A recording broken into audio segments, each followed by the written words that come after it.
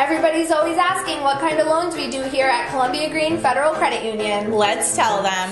Holiday, Consolidations, quads, snowmobiles, boats, back to school, lawnmowers, campers, motorcycles, first-time auto buyers, weddings, trucks, heating oil, RVs, furniture, vet bills, dirt bikes, vacations, appliances, home improvements, pools, jet skis, home equity. anything at all. You want it, we got it. Hey, welcome back to the Press Box, presented by Columbia Green Federal Credit Union. This week we have Greenville coach Dane Carpenter on the phone with us. Thanks for calling in, Dane. Thank you guys for having me. Always a pleasure, Dane.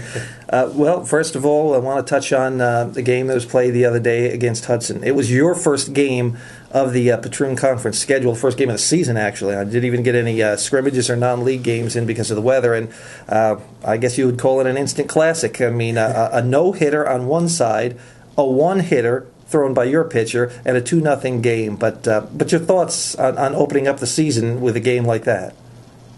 Yeah, I thought both pitchers were being, with the weather being pretty poor, both pitched lights out.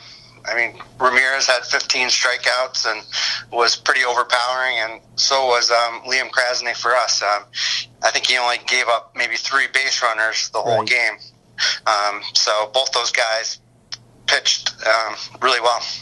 Were you surprised with how well they both pitched? I mean, especially this early in the season, and the fact that it was maybe 40 degrees and raining. I mean, I'm standing there watching the game, and they're actually out there playing and trying to keep warm. But I couldn't even imagine playing in such conditions. But they were both so dominant. Were you surprised that they were able to throw as well as they were, especially in an early season game? Yeah, especially I was watching because I was coaching third base and watching Jeremy, and he was sliding a little bit when he was pitching, and they were both very accurate despite the conditions. So that part of it was surprising for me, that neither one of them struggled at all with the mud and stuff on the mound. They just kind of powered through it and both threw strike after strike after strike, which was pretty amazing. And we had the pitch counts. Unofficially, we had Jeremy, 97 pitches thrown, and I believe 68 were for strikes, which is an incredible ratio. But even better yet was Liam Krasny, your pitcher, who struck out 11, walked only 1, and like you say, gave up only a couple of base runners and a couple of miscues, allowed a couple of runs to score. But he threw 80 pitches, and I believe it was 58 or something along those lines for strikes, which is an incredible ratio. Yeah, that's what we had as well. Yep. Yeah, it's just amazing that if this was a mid-season game, those are impressive numbers. But just to be able to throw strikes like that in an early season game, first game out, and this actually was your first time outside facing live pitching, right? Yes, it was. So, and Jeremy, that's a tough first time for guys to get a look at someone when he's dealing like that. So, hats off to him. Yeah, no question about it. And then you're hitting. Obviously, he had your guys' number in that game, but you got to be pretty excited about what your kids bring to the table as far as hitting goes. I mean, you got a really, really, really good top of the lineup as far as Milton Edmonds. You've got Cole Ackerman up there. You've got Liam himself, and so many other kids. You want to talk about your team and what they bring to the table as far as offensively? Yeah, Milton's kind of the one that gets us going a lot of times. He's, a tough out anytime he gets up. I think he only struck out once all of last season. And despite us striking out 15 times yesterday, he didn't strike out at all. So he's always going to make contact and make life difficult for opposing pitchers. So trying to get him to get us started, and then Cole Ackerman's very good contact hitter. Hits the gaps lots of times, and then Liam provides some power for us and a high batting average. And it just kind of goes from there. Dalton Trixima is our first baseman, and he's got a lot of power in his bat too. Hit a couple home runs last year, and in batting practice hits the ball a ton. So I imagine we'll see some home runs out of him this year. Yeah, no doubt. He's a big kid. Yeah. And actually, and as dominant as Jeremy was in that game, I mean, Dalton connected a couple of times, and one instance. In fact, he almost hit one and got a base hit out of it early. I believe it was the fourth inning when he hit one. The wind caught it, and but Josh Ramirez out in right field really made a nice play on it and sprawled out to make the catch, and had the wind play havoc with it, and the rain was falling. But Dalton connected a couple of times. He fouled off a few pitches, but definitely you could see he's got some strength. He's a big fella, no question. Yeah, and he's also going to be our probably number 3 starter. Mm-hmm. Throws the ball pretty hard, too. We clocked him at 80 last week in the gym, so he's another strong arm. So with Liam Krasny, Milton, and Dalton all throwing about 80, it's a pretty nice combination to have. Now, you've got a couple of young kids on the roster, in particular 8th grader Isaiah Edmonds, who's the younger brother of Milton, that you're really excited about. Could you tell us about them? Yeah, Isaiah yesterday, he struggled a little bit beginning, made an error in the first inning, but then after that made some really nice plays in the field. He had a particular one, kind of the ball was hit the short right, and he sprinted out there, turned and fired.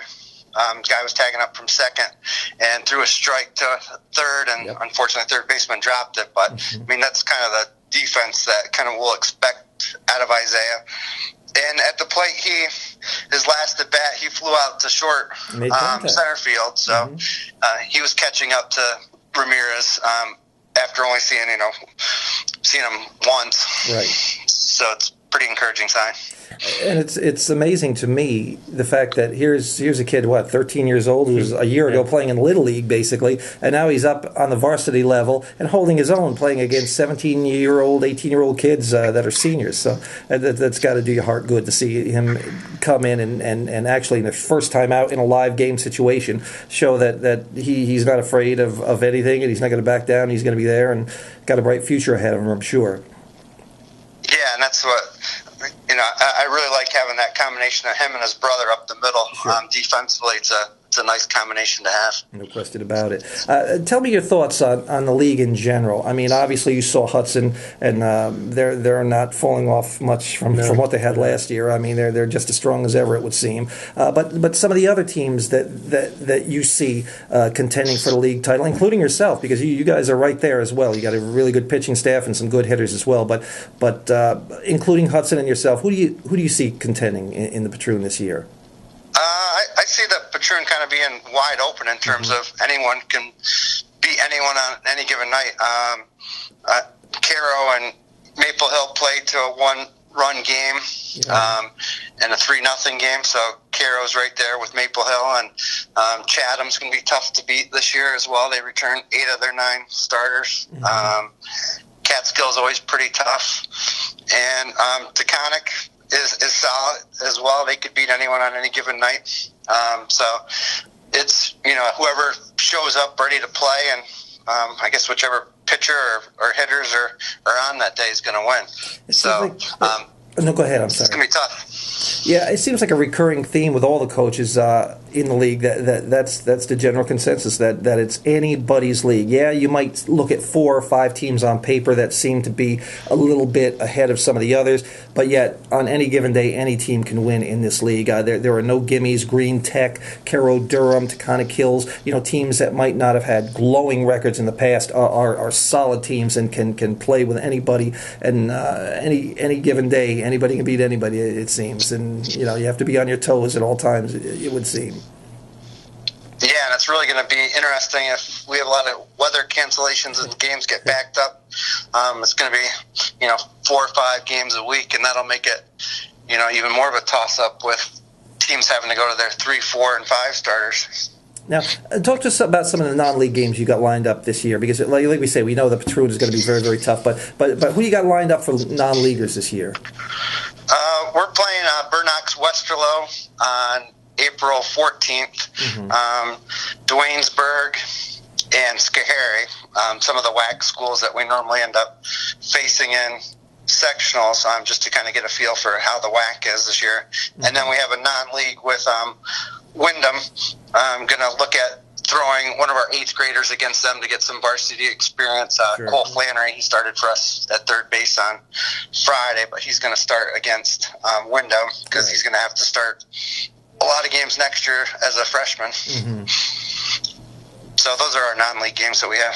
Now, in terms of Class C in general, do you see any one team head and shoulders above others when it comes to sectional play? I know it's so early in the season that it's really hard to tell what everybody has at this point, but based on what you know is coming back from some of these teams from last year, is there anybody you see as maybe a prime contender in the Class C sectional race? I would say that Greenville, Chatham, and Maple Hill should be right in the thick of that. So I don't see too many teams going to be able to dominate us outside of the Patroon. So I think, could be up to the 3 Patroon teams in the C, because this year it's C and double C. So I think Chatham and us will be in double C, and Maple Hill and C. So I imagine Greenwich is probably pretty good, and Hoosick Valley as well. But I don't know too much about them this year. And again, with your pitching staff and the top of the order, the kids that you have in your lineup, I mean, you got to be right there as well. As a strong contender, for Class C postseason honors. I would think for sure. Yeah. Yes, that's definitely our plan, is to go as far as we can this year. Absolutely. And you end the season with 2 games against Catskill, 2 games against Coxsackie. It's kind of 4 games in 7 days there. It's a tough way to end the season, but it probably suits you well going into the postseason to play those better teams in the Patroon going in and then playing Class C teams in the postseason. Yeah, it really gives us a big advantage playing against, really good B schools, and our C schools are good as well. And then when we hit the C sectionals, it seems like the competition level isn't as good as it is in the Patroon, so we definitely have an advantage going into that. No doubt. Absolutely. But I want to touch a little bit on the season past, the basketball season. I know it was a good season for you guys, maybe not exactly how you wanted it to end, but were you overall pleased yourself with how the basketball team did this year at Greenville? Yeah, we took another step forward in terms of we went to the quarterfinals this year in basketball. Last year we lost in the first round. Right. And we get to play in Hudson Valley. And for the kids, we haven't really played in a place that, the depth perception, shooting with, no background drop behind the hoop. That's a big factor for some kids. Yeah. Yeah, so it was a little bit of an adjustment there for us, but I think the more you play on that type of venue, the better off you're going to be. So we finished the season really strong. So, yeah, it was encouraging. I know you lose Cole Ackerman, of course, who was your all everything for so long there, but you do have some good young talent coming back, though, and a very impressive JV squad as well. So the future looks bright there as well. Yes, yep, and hopefully we'll get a 6'6" transfer in from somewhere. That's right. Everybody's hoping for that. Yeah, but yeah, we should be pretty strong. We won't be very tall again. I think our tallest player will be about 6'1". Sure. But we'll have 5 guys that can stretch out other teams and shoot the 3 and be able to get up and down the court. So Yep. a lot of guys with experience coming back too, which is always good to have. No doubt about it. Excellent. Definitely. Well, I know that you have a couple days off here because of the canceled games, so we want to let you go and enjoy this bit of a break that you have with the school being off. But thank you for calling in today, and good luck on the rest of the season. Sure. Thank you guys for having me. Thank you, Dane. Okay. All right, so yeah, I think Greenville is definitely a contender all the way through. They're going to be tough. No question about it. Like I say, Liam Krasny, that wasn't a fluke. No. I mean, he's definitely one of the top pitchers in the league. And that's the thing. Can you imagine, you go out there your first game, you throw 80 pitches in a 7-inning game, about maybe 80% of them for strikes, if not more. I'm not a mathematician, but they threw like 60 strikes out of 80 pitches, or close to it. You throw one hitter. You walk 1, you strike out 11, and you lose the game. I mean, 99% of the time you're going to win those games. It's probably one of the best games of the season. Happens in the first game you're out there. Brian, I've seen a lot of baseball games, high school wise, in my lifetime, and that had that rank as one of the best pitch games on both sides that I've ever seen. I mean, Jeremy Ramirez was outstanding. I mean, obviously the numbers don't lie, as they say. I mean, a no hitter, 1 walk, 15 strikeouts. He was in complete control, and as Dane alluded to, it was amazing how they just consistently stayed ahead of the hitters. It's easier said than done. Everybody just throw strikes and you'll win. Throw strikes, but these kids actually did that. And again, not only the fact that it was one of the first games of the season, the very first game of the season for Greenville, but the fact that the weather conditions, again, I go back to the 40-degree temperatures, the rain that was falling pretty steadily and heavy at times from the second inning on. It was a sight to see, to watch these kids play, and they would not back down. They did not give in, and they did not give up, and just a great game all the way around. I think that's what you are going to see in the Patroon Conference. Day in, day out. Day in and day out, exactly. No breathers at all No. in the Patroon Conference baseball this year, that's for sure. Definitely, and that game was supposed to be played again, the rematch this the week. very next day. Right, and it got pushed back. It's going to be next Friday, April 13th, Friday the 13th. Yeah. Good game to go watch. And it'll be in Hudson as well. Hudson. And right. if the calendar breaks down like we think it will, and in the pitching matchups, we may see Ramirez versus Krasny again. So if you get a chance to come out to that on April 13th, over next at the Friday. Greenport Town Park. Greenport Town Park. Just playing at home games. That's a game. If you can only make one game, that's a game you want to see. It is. Again, early in the season. Some of these games that you wish were a little bit later in the season where it's warm, you can enjoy them a little bit more, but you're still going to enjoy their great teams. Mm-hmm. And they're definitely two of the top teams in the Patroon Conference. Yeah, so and looking forward to seeing them. Not only playing again, but how the season breaks down for both of them, because these are two of the top teams. And again, you can't count out Chatham and Coxsackie Athens, Maple Hill, Catskill opened up with a big win over Green Tech, 13-1. A couple of good hitters, Andrew Mackholt and Billy Fitzmaurice, both had 3 hits. Justin Worth pitched a good game. They're going to be heard from with Eric Joyce. Cannot count out Catskill. Like I say, it's not just coach speak or newspaper guy speak. I mean, every game is going to be a battle in the Patroon baseball this year for sure. Definitely will be. Now, before we go, the Carroll Durham Little League is holding a benefit dinner. I believe it's the Saturday, the 14th of April. It's going to be at Anthony's. Now, because of the recent fire that happened in Cairo, that 3 of the children passed away. All of them played Little League the past few years. So the benefit this year, it's $35 a person, but the proceeds are going to the Mamano family. The father is in the hospital suffering lots of burns. It's going to go to that and help with the funeral costs and other things for that family. Definitely. And they're all going to be wearing a patch this year, they announced yesterday, throughout the season for those 3 kids that passed away. So it's nice that the Carroll Durham Little League stepped up. And we hope that a lot of people from the community get out to that dinner and help out with any of the costs that happened. It's a beautiful thing, the community coming together to help out. So, and we'll see you next week on the Press Box, presented by Columbia Green Federal Credit Union.